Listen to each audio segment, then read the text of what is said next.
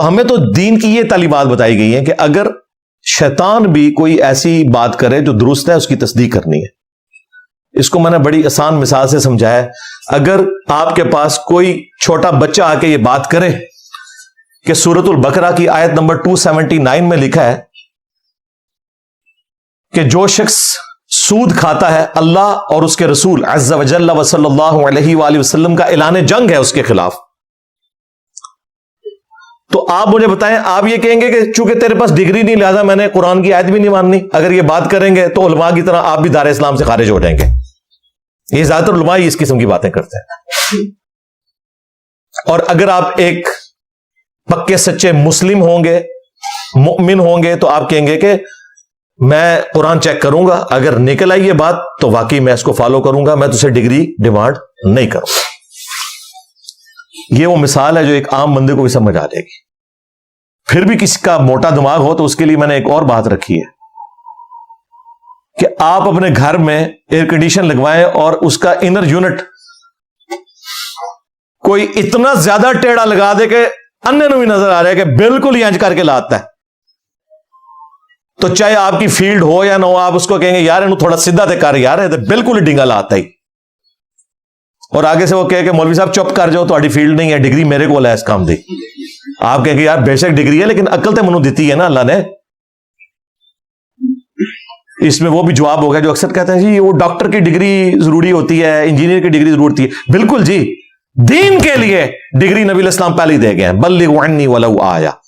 دین کا کام ہر بندے نے کرنا ہے. ڈاکٹر انجینئر ہر بندے کے اوپر بننا فرض نہیں ہے، لیکن سنن ابن ماجہ میں روایت موجود ہے جو اپنے متن کے اعتبار سے بالکل درست ہے، اگرچہ اس کی سند میں کلام ہے کہ علم دین حاصل کرنا ہر مسلمان مرد و عورت کے اوپر فرض ہے. علم دین چونکہ فرض ہے، ڈاکٹر انجینئر بننا فرض نہیں، مولوی بننا فرض نہیں. علم دین ہر مسلمان پہ فرض ہے، لہذا ہر مسلمان کے پاس اتنا علم ہونا چاہیے کہ اس کا عقیدہ توحید ختم نبوت درست ہو، 24 گھنٹے کی زندگی وہ اسلام کے مطابق گزار سکے، 5 وقت کی نماز کا اسے پتا ہو، وضو اور غسل کا پتا ہو، یہ سارے مسائل پتا ہو. اگر کوئی عالم نہیں ہو تو مسلمان کہلانے کا حقدار نہیں ہے. ہر مسلمان عالم ہے، 100% عالم تو بھئی آپ کے شیخ الحدیث بھی نہیں ہے. قرآن میں 1000 سے زیادہ آیات سائنٹیفک فیکٹس کے اوپر ہے. آپ کے کئی مولویوں کو تو سائنس کے سپیلنگ بھی نہیں آتے، تو ہم انہیں جاہل تو نہیں کہتے، ہم کہتے ہیں ٹھیک ہے اس فیلڈ میں انہیں نہیں پتا. ایمبرولوجی کی بات ہم کسی اس فیلڈ کے بندے سے پوچھ لیں گے، اس طریقے سے اسٹرونومی کی بات کسی فیلڈ کے بندے سے پوچھیں گے، بیولوجی کی بات، جیالوجی کی بات. لیکن اس کی بنیاد پہ ہم مفتی اعظم پاکستان چاہے وہ بریلویوں کا ہو، دیوبندیوں کا ہو، اہل حدیث کا ہو، اسے جاہل نہیں کہتے، اگرچہ ان بیچاروں کو سائنس نہیں آتی. ہم یہ بھی نہیں کہتے کہ 1000 آیات کہ یہ جاہل ہیں. ویسے تو جو ان کو آتی ہیں وہ بھی میں نے آپ کو سٹیٹس بتا دیا کیا ہے، وہ بھی چھاڑ دو. پھر بھی ہم یہ کہیں گے بھائی یہ علم کی دنیا، علمی بات کریں، اپنا موقف رکھیں. اور دیکھیں ان کا اپنا حال یہ ہے کہ یہ خود جن بزرگوں کو اپنا بڑا مانے ہوئے نا، باپا جانی جن کے مرید ہیں مفتی اکمل صاحب، وہ خود کیمرے میں کہہ رہے ہیں میں 8 کلاس مشکل سے پاس ہوں، وہ بھی گجراتی زبان میں. میٹرک نہیں کیا ہوا باپا جانی نے، جی ہاں، اور عالم کی ڈگری بھی نہیں کی ہوئی. یہ نہ سمجھیے گا کہ جی وہ 5ویں میں مدرسے میں تھے، نہیں، ایک چھوٹی سی مسجد کے امام مسجد تھے. وہ خود کہتے ہیں میں عالم بھی نہیں ہوں، اور ان کو کہتے ہیں امیر اہل سنت، یعنی پورے فرقے کا امیر ہے جی. لو سامو جو خود بول کے کہہ رہے ہیں نا میرے پاس عالم کی ڈگری ہے، لیکن یہ کہہ رہے ہیں نہیں آپ ہمارے امیر اہل سنت ہو، اور میں ساتھ ہوں ان کے بالکل. جو وہ بات قرآن و سنت کے مطابق بتائیں گے آپ کا رائٹ ہے، آپ انہیں امیر بنائیں، بالکل. میرا تو موقف ہی یہی ہے. ڈگری ہو کے کیا ہو جانا ہے؟ ڈگری کے بعد اگر گمراہی پھیلانی ہے تو اس کا اینڈ رزلٹ کیا ہوگا؟ آپ وابیوں کو بھی دیکھ لیں. آج تک آپ نے وابیوں کو سنا ہے کبھی ڈاکٹر ذاکر نائک کو کہا کہ یہ جاہل ہے؟ وہ تو عربی بھی غلط پڑھتا ہے، قرآن کی عربی بھی بالکل مجہول پڑھتا ہے. اس کا بیٹا عالم ہے فارق نائک، ماشاءاللہ وہ اچھی عربی پڑھتا ہے، پھر سیکھی بھی اس نے کوئی نہیں. زبر زیر کی غلطی تو چھوڑ دیں، جو الفاظ ہیں نا وہ بھی عربی لنگوسٹک میں ادا ہی نہیں کر سکتا. وہ ظاہر اس کی تعلیم اس طرح نہیں ہوئی بھی، لیکن شاہ فیصل ایوارڈ سب سے بڑا ایوارڈ سعودیہ والوں نے اس کو دیا دین کی خدمت پہ. کیوں؟ اس کے پاس وہ ڈگری نہیں، وہ تو عربی پڑھ بھی نہیں سکتا. چلو کسی وابی کو چاہیے نا وہ بیان دے دے کہ ڈاکٹر ذاکر نائک کو یہ ایوارڈ جو دیا واپس لو، تو جاہل آدمی ہے تو قرآن بھی نہیں پڑھ سکتا.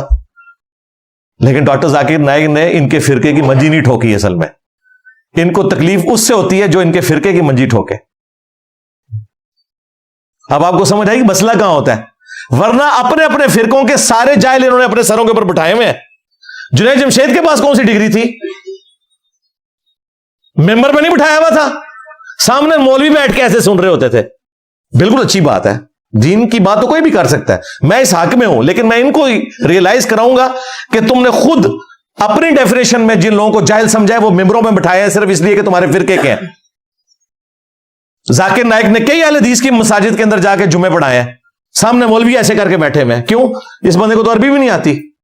نہیں جی وہ دین تو بیان کر لیتے ہیں. اور اس سے بڑھ کر یہ سارے مولوی آپ کو بتائیں گے فلاں ایک انگریز ہے، اس نے نبی علیہ السلام کی شان میں ایسی کتاب لکھی ہے کہ کمال کر دیا. اس انگریز کے پاس وہ ڈگری کوئی نہیں، اس کے ساتھ انجینئر نہیں نہ لکھا ہوا، اس کی تعریف ہم کر سکتے ہیں چاہے کافر بھی ہوئے. تو یہ مصیبت جو آپ کے گلے پڑی ہے اس وجہ سے کہ آپ نے ایکسیپٹنس نہیں دی. جب آپ ایکسیپٹنس نہیں دیں گے اس معاشرے میں سچائی کو، پھر یہ سچائی ایک دن آ کے آپ کا گلا بھی دبائے گی. جو آپ کے ساتھ ہو رہا ہے ہماری شکل میں، کہتے ہیں جی دجال سے بڑا فتنہ آیا جی ہمارے لیے. تو یہ فتنہ آپ نے خود اپنے لیے بنا لیا.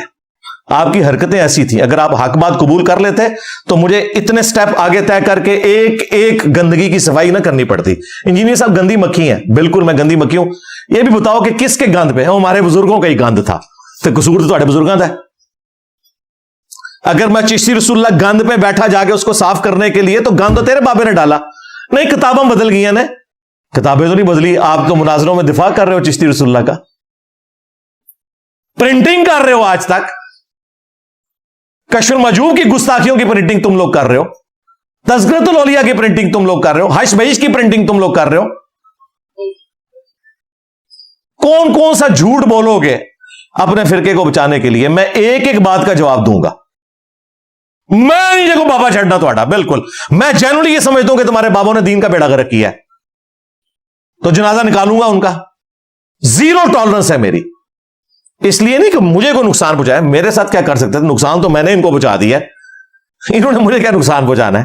مسئلہ ہے کہ انہوں نے دین کے ساتھ غداری کی ہے، اور غدار کے ساتھ وہی کچھ ہوتا ہے جو ہونا چاہیے. ہاں بالکل سیدھی سی بات ہے، اور یہ بات ان کو پتہ ہے.